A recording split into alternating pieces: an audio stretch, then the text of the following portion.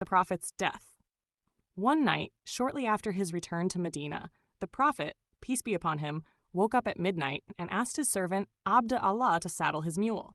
They then left the house and went to the Baqi al-Gharqad, the burial ground of the Muslims. There the Prophet, peace be upon him, stood in the front of the graves, and as though he could see the Muslims buried in them, spoke to them and prayed over them. Later, Abd Allah reported, "The Prophet, peace be upon him, told me that he was ordered to pray for the dead and that I was to go with him." After the Prophet, peace be upon him, had prayed, he turned to Abd Allah and said, "I can choose between all the riches of this world, a long life and then paradise, or meeting my Lord and entering paradise now." Abd Allah begged him to choose a long, rich life, followed by paradise. But the Prophet, peace be upon him, told him that he had already chosen to meet his Lord now, rather than remain in the world. The following morning the Prophet, peace be upon him, awoke with a terrible headache, but despite this he had led the prayers at the mosque. From what he said afterwards to the people assembled there, they understood that his death was near. The Prophet, peace be upon him, praised his best friend, Abu Bakr, who had begun to weep, and told everyone that he knew they would all meet again at a pool in paradise. He added, however, that although he was sure they would always worship Allah alone, he feared that the pleasures of the world would attract them, and they would begin to compete with one another for material possessions, forgetting spiritual things.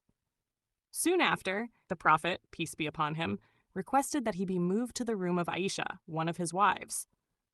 As the days passed, his fever grew worse, until one day he was so ill that he could not even get to the mosque, which was next to where Aisha lived.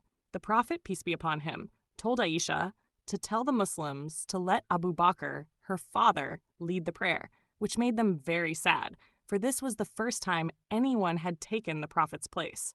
Later, on the 12th day of Rabi al-Awwal, in the 11th year of Islam, June 8, 632 AD, the Prophet, peace be upon him, heard the voices of the people in prayer.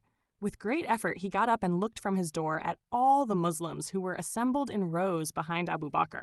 He smiled with great satisfaction. Abu Bakr saw him and stepped back to give the Prophet, peace be upon him, his place. The Muslims were happy, thinking he was going to pray with them as before. But the Prophet Muhammad, peace be upon him, who looked radiantly beautiful that day, signaled to them to continue on their own. He prayed in a sitting position at the right of Abu Bakr, after which he went back inside and lay his head on Aisha's lap. He was in such pain that his daughter Fatima cried out in pity. Then the Prophet, peace be upon him, said, "There is no pain for your father after this day. Truly, death has appeared to me.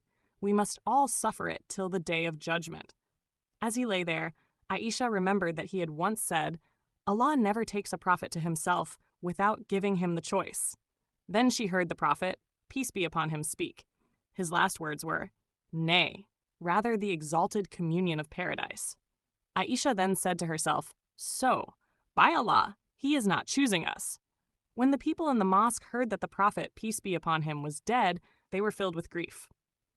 Umar could not and would not believe it, and exclaimed that it was not true. Abu Bakr then went out and spoke gently to the people, saying, "All praise belongs to Allah. O people, whoever worship Muhammad, Muhammad is dead. But for him who worships Allah, Allah is living and never dies." He then recited this verse from the Qur'an, which had been revealed after the Battle of Uhud. In the name of Allah, the Beneficent, the Merciful. Muhammad is but a messengers, the like of whom have passed away before him.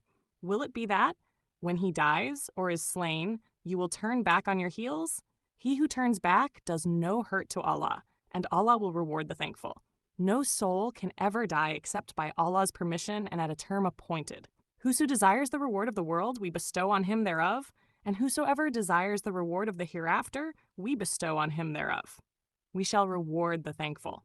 Quran 3, verse 144 to 145. After this, the people pledged their loyalty to Abu Bakr, whom the Prophet, peace be upon him, had chosen to lead the prayer. Abu Bakr accepted and concluded what he had to say with these words, "Obey me so long as I obey Allah and his messenger. But if I disobey Allah and his messenger, you owe me no obedience. Arise for your prayer. Allah have mercy upon you." The people rose and asked him, "Where will the Prophet, peace be upon him, be buried?"